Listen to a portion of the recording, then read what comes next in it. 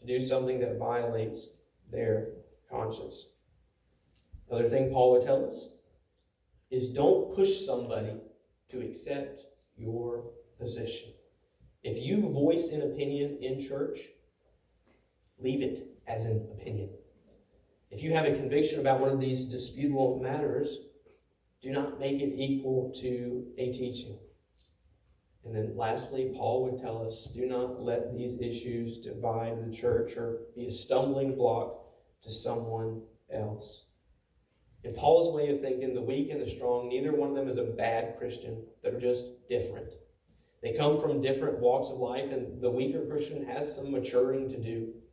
The weaker Christian eventually has got to learn that an idol is nothing, that you are not justified by what you eat. You remember when the Pharisees came up to Jesus and said, your disciples are eating with defiled hands. They didn't even wash their hands, because the way Pharisees wash their hands is they would take the half of the eggshell of water and then scrub it for so long, then half eggshell. They had this whole, it took you 20 minutes to wash your hands if you were a Jew. And the disciples are starving, they just eat. And the Pharisees come to attack Jesus on that. And Jesus said, it's not what goes in you that defiles you, for food is clean, but what comes out of you. The heart speaks of what the mouth speaks, out of what the heart overflows. Jesus said that's what defiles you. And the same is true for our cases. If you have an opinion on one of these disputable matters, God says accept your brother, accept your sister. And if you're stronger in the faith, you have a duty to protect them. Paul would continue this in chapter 15, the first verse, and he'd say, if you're a stronger Christian, you have a duty to embrace the failings of the weak. So when they do falter, you can be there to strengthen your brother or your sister.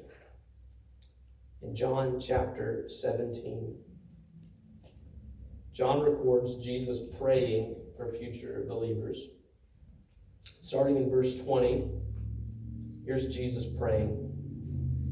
My prayer, Father, is not for them alone. I pray also for those who will believe in me through their message, that all of them may be one, Father, just as you and I are one. May they also believe in us, so that the world may believe you have sent me. I have given them the glory that you gave me, that they may be one as we are one, I and them and you and me, so that they may be brought to complete unity. Then the world will know that you sent me and have loved them even as you have loved me.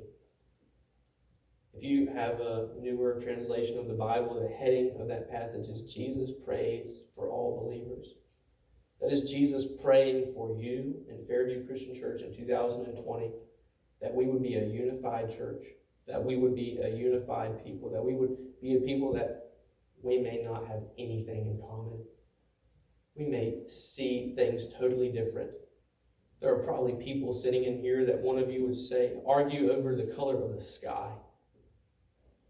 And Paul would say the most important thing is our common denominator, which is we all worship a crucified and risen Christ. And one day we're going to go be at home with him for all of eternity. We're going to close our service this morning with a hymn of invitation. When we talk about the invitation time of our service, the most important decision that we can make is a matter that's not disputable. It's one that's very serious. It's one of those essentials. Jesus said, I'm the way, the truth, the life. I'm the only way to heaven. I'm the door. There is but one way to eternal life. There is but one way to spending eternity with your Maker, and that is through Jesus alone. If you've got a decision you would like to make this morning, or you're going through a difficult season, you'd like somebody to pray with you or talk with you, or you'd like to seek God's guidance in any way, we're here to help you. Please don't leave today without addressing that.